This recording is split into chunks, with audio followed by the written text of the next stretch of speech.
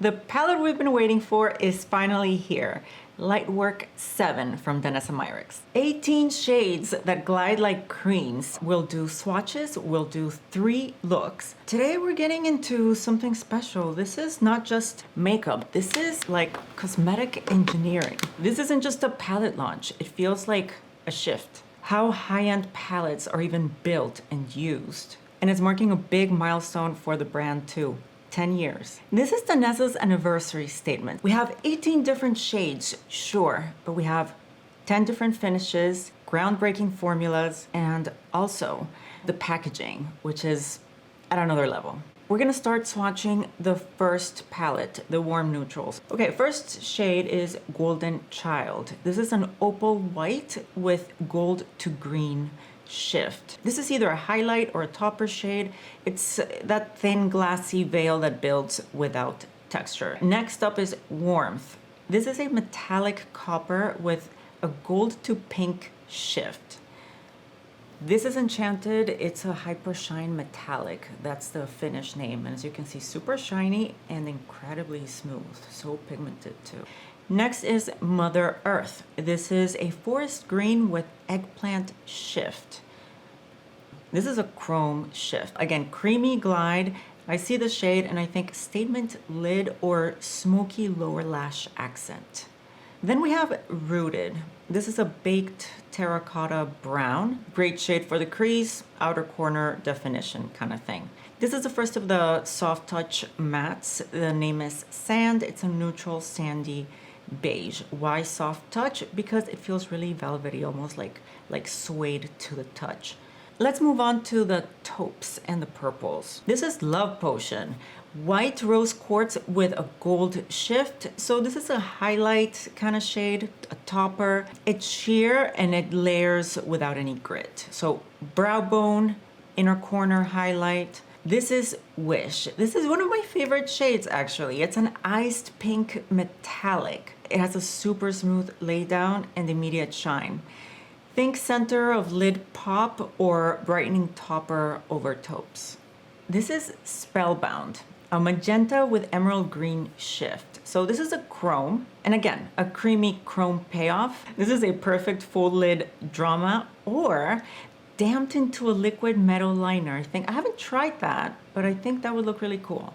This right here is Open Heart. This is one of those flaky chromes. It's an electric purple with smoky green shift. It's that microflake texture that requires a little bit of pressure to smooth out. Toasted is a muted mauve that leans cool. Great for the crease, great as a base for the purples as well.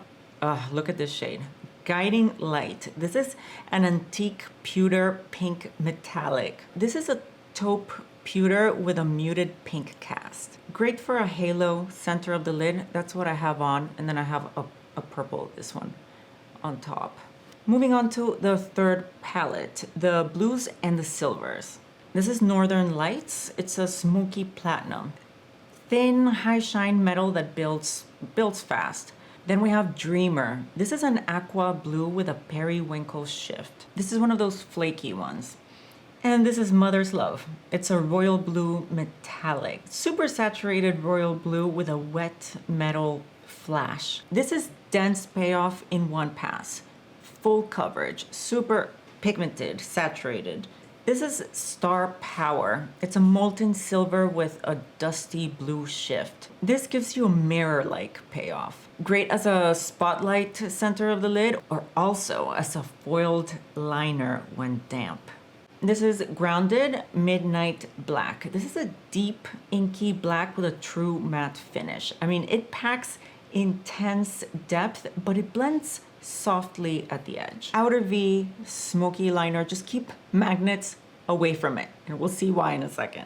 Magic Moon. This is a true concrete gray matte. It's neutral and clean. Perfect for a cool toned crease or even as a smoky base. Let's get started with the looks.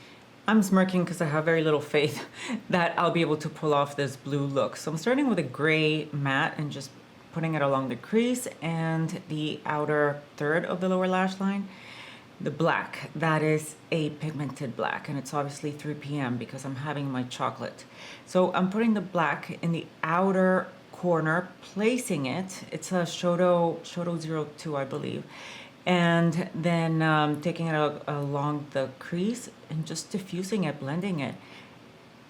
And considering how pigmented that black was, it really has blended out beautifully. So there I go with the blue, and the blue is just way too intense. So I decided to put it in the back of my hand first and then take it from there. Then I am putting more black. I'm just reinforcing the black. Now the light blue, yeah, that is a periwinkle aqua kind of color, and I really wished I had that silicone tool to get some precision there along the inner corner. Now that's silver. Okay, I didn't know which silver to use, so I swatched both of them. And I'm thinking, okay, so I went with the most intense one, but again, notice how I put it in the back of my hand first and then picked it up from there.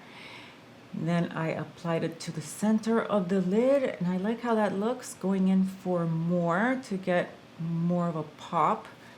Taking the other silver, Dreamer, that's along the inner corner, and with the black again, just blending everything out. Gray along the edge to diffuse everything, diffuse that edge, feather it out more. And of course with a black eyeliner, this is from Urban Decay, do some tight lining and then go over that with a brush to soften it a little bit. And then I took, that's a MAC 208S brush with the grounded shade, the black one, and just take it along the lash line. This is something I learned from Mario, one of his master classes or some video that I saw, that he layers his black eyeliner or the depth along the lash line. He uses, let's say, eyeshadow first and then eyeliner, and then goes back again with eyeliner, and he just does layer after layer after layer. And with this kind of look, that's what it needed. I couldn't just put black liner once and call it a day. So I added more silver to the center of the eye, blended out the edges, and yeah, that's it. Rare Beauty lip gloss in nearly neutral. It's not bad. I like it. I do like it. I don't see myself wearing blue again, but if I had to, it's pretty. I like how it came out. What do you think? All right, let's keep it moving. On to look number 2.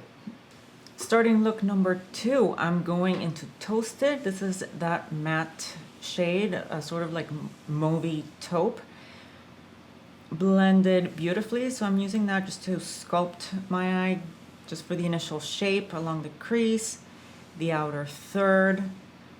And then I'm going in with a second layer and just concentrating the pigment towards the back of the eye. And once it's placed, I'm giving it a little blend, but keeping it tight to that outer V. Along the lash line, and I'm still blending with that one shade Toasted. Then the shade Wish. That's one of my favorites, that icy pink metallic. It is fantastic for that. The middle of the lid gives a lot of pop, a lot of brightness. It reflects the light beautifully, but it's not flaky. It's a very smooth finish. And now I'm swatching both of the purples because I'm trying to decide what to do here. So I'm going with this one. What's it called? I'm going in with Spellbound, not the other one because it has that flaky finish, and I think I was kind of scared of it at this point, so I chose to use the other purple, Spellbound, which does not have those flakes. And now I'm going into a flaky one, but you see how I'm working it? First on my hand, pressing it, warming the formula so that it goes on smooth onto my lid. But there's something that's worth noting. If you compare the flaky formulas to, for example, her Lightwork 4 palette that, remember that you had to wet them. If you had them, if you're familiar, you had to wet those formulas and then use them. This is a white shade, Love Potion. Anyway, the big improvement, I would say, in these flaky finishes, because they adhere to the eyelid flawlessly. I'm still working there with Love Potion. They adhere flawlessly, and they're so smooth and creamy. It's just that they pack so much punch. But there's a flaky one that's not Spellbound. That is Open Heart. And I'm taking it with a little pencil brush and putting it on the lower lash line, and then going again with Toasted to kind of just blend the edges. Same thing, just with a different brush, trying out different brushes to see what works best here. And still with Toasted, giving that crease edge another blend. And now it's time for eyeliner. Makeup Forever Aqua Resist in the shade Ivy. You can't really tell that it's a purpley liner. It's an eggplant liner, not purple. So I used that to tightline, and I softened it with a brush, and here I am using a liquid eyeliner, and then another layer of liner with Grounded, the black shade, and mascara.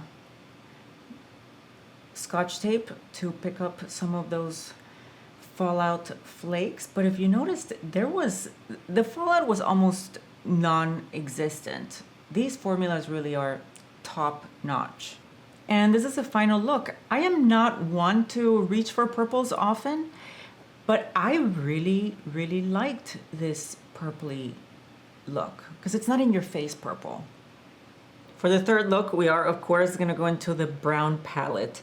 I am doing this look live, not as B-roll with voiceover like I did the first 2 looks. I needed my whole brain power to navigate the blue and the purple mini palettes. Let's start with, these shades now feel easy. Let's see.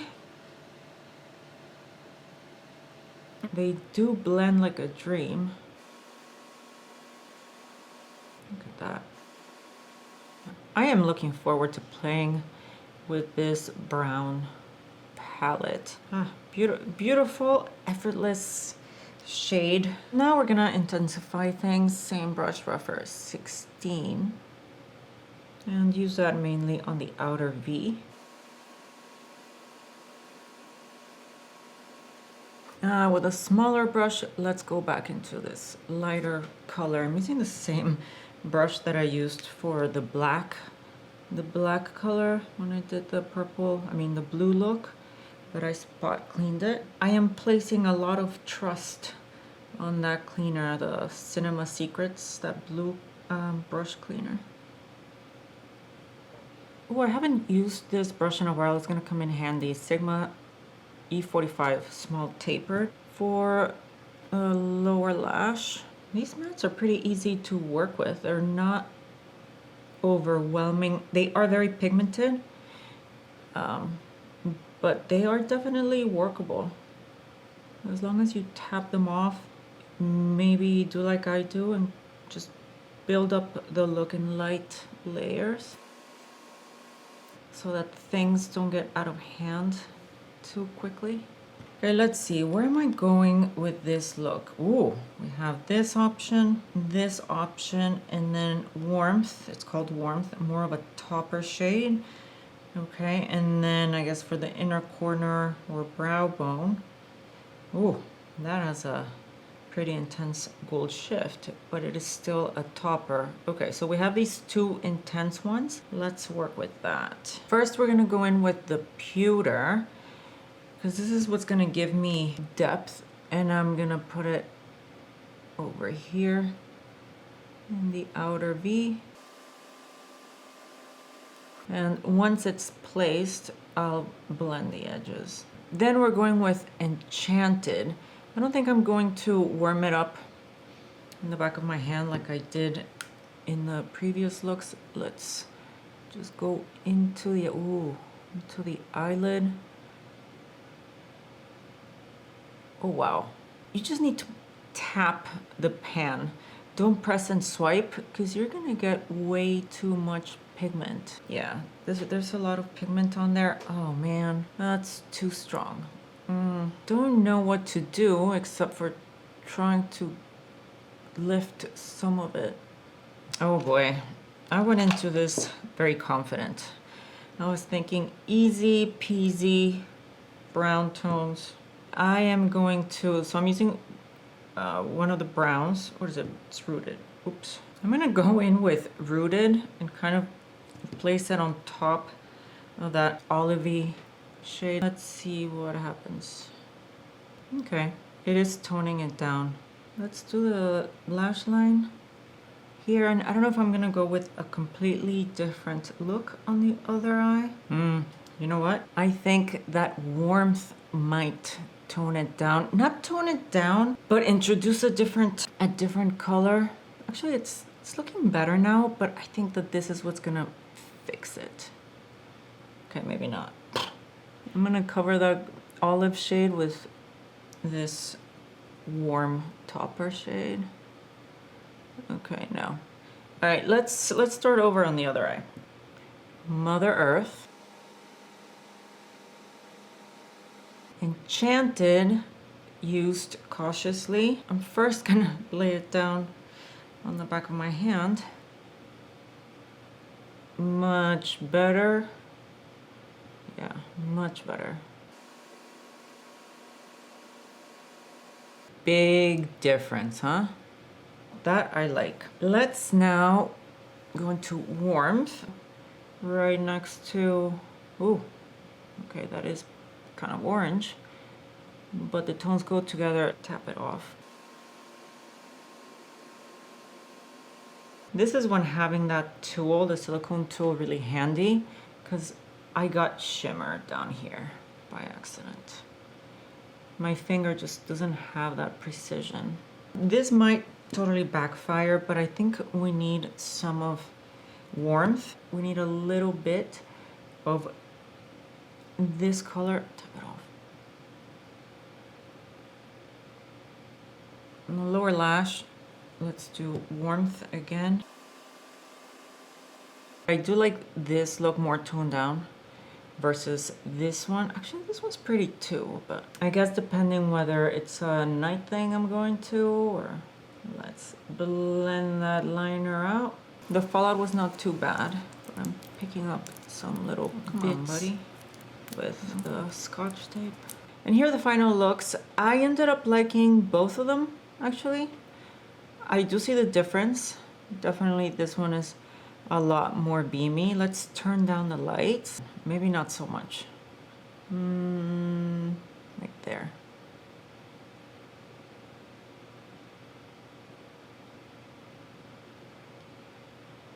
Those beautiful swatches are just part of the story. Let's take a look at the other huge innovation, which is the Freedom Palette system. So this is a game changer. This whole case is fully magnetic, stackable, totally customizable. It just redefines what a palette can even be, especially for working artists. So it has a thumb tab, and that's how you pull out each of the mini palettes, so you get them all out. Let's say you're traveling for a job. You don't have to lug the whole thing. You just grab the section that you need. Let's say this one, it saves space, saves weight. Look how thin it is. Okay, but you can't put it in your bag naked like this. All right, so then you pop out the mirror that comes here with the case, and you use it as a lid. It snaps together like this magnetically, and now you can put this in your bag. So you take out the mini palettes and you're left with this empty magnetic base. This can serve as a blank canvas now. I have this little magnet here that you should aim for it to land here where the notch is. Let me show you, like this, so that the magnet doesn't dig into the pan. This magnet came with a cat eye gel polish from a Prey, and it works perfectly for this purpose. Now I want to snap it into the big base. Look at that, completely magnetic. You can take Danessa's previous her Groundworks palette. Let's say, for example, there's a shade here that I use for my eyebrows all the time. Let's pull it out. It's this one right here. So let's say I want to travel with the big case for some reason. Well, I can put this pan there. Ooh, does it fit into these? No, right? No, it's a different shape. Yeah, that's a different shape. Okay. Well, you can see the evolution of the design, the different iterations. Danessa came up with this system right here, and I'm pretty sure that from now on she's going to be making her future shades or even maybe blushes, who knows, in this particular size so that everything fits. Let's stack all of these together. So let's say that you're traveling with all three little palettes. Sliding them inside this sleeve is going to keep the magnetic connection tight. You see? This is going to prevent them from shifting or coming apart during travel. This Freedom palette system is starting to look like an ecosystem that you can build on over time. There's also this accessory, the Get Lifted tool. It is sold exclusively on the Danessa Myricks website. I don't have it because I purchased my palette on Sephora.com. The tool is $15, and I do plan to get it because it has a silicone tip that makes picking up those flaky foils, those really reflective formulas. It's designed to pick them up and to place them, let's say, in the inner corner where you need a lot of precision, because even without nails, I wish I had even more precision for things like my inner corner. Oh, right. Let me tell you what I'm about to do here. That's the black pan, grounded. It turns out that in order to make that pigment that black, such a rich black shade, it has ingredients that are inherently magnetic. I'm curious. Let's see what happens when we put a magnet to it. Okay, let's see. Let's do it again. Ah! Oh my goodness. What a mess. Will this magnet lift it? Oh my God, how cool. Look at this. I have a stronger magnet that I'm gonna use to hopefully help me. Ooh, look at that. Cool. To help me clean this up. Oh, that's awesome. It's just gonna make even more of a mess. And how do you repress it into the pan? Ah, oh my, why? Let me just not keep messing with this. I'm gonna go clean up. This is not your average seasonal drop. It is different from previous Lightwork palettes in that now we get neutrals. In previous years, these Lightwork palettes were all this wild stuff, shine and color. But now that we have the mattes, this broadens the appeal massively. They might make it until the Sephora sale event that's coming soon, but I wouldn't be surprised if they sell out by then. So bigger audience, potentially even faster sellout. This video would not feel like a review without a verdict. Let's go over some pros and cons. Pro, the mattes, incredibly smooth and blendable, and yes, very pigmented, but I never felt like I lost control over them. Even the black, the reflective formulas, they press on like cream, and you don't need a tacky primer. I didn't have a tacky primer on this whole time. Throughout the three looks, I had a base on. I'll show you. I had the MAC paint pot in the shade Painterly and a dusting of loose powder on top. I did not have fallout, and I did not have any problems with any of the finishes sticking to my lids. A deal breaker. Let me look at my notes. What else do I have? If high shine stresses you out, you'll need restraint. Yes, you'll need restraint. Otherwise, you'll cover the entire lid in one pass, which is what happened to me in the second look. But then I was able to mute it down with the mattes. I couldn't come up with another con. So what are you thinking? Are you on the fence, or is this a hell yeah, absolutely, I'm not gonna miss it. I'm not gonna risk this selling out? This does feel like a special palette because it is that 10-year anniversary thing. This palette is encapsulating the the history, the trajectory of Danessa Myricks beauty, because several of these shades were inspired by shades that maybe came out as color fixes. Like for example, the shade Exposed, this is a shade Exposed in Color Fix.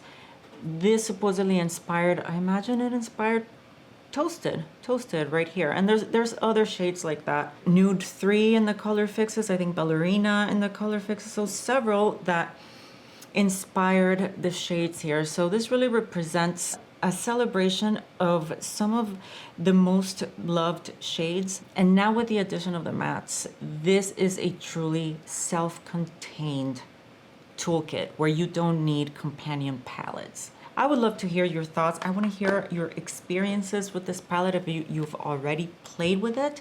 So let me know down in the comments. Thank you so much for watching. Oh, another thing before I go. Sometimes you guys ask me about my jewelry. So I actually have some links. They are affiliate links in case you're interested in checking out any of this. All right. Thank you so much for watching. I'll see you in the next one. Bye.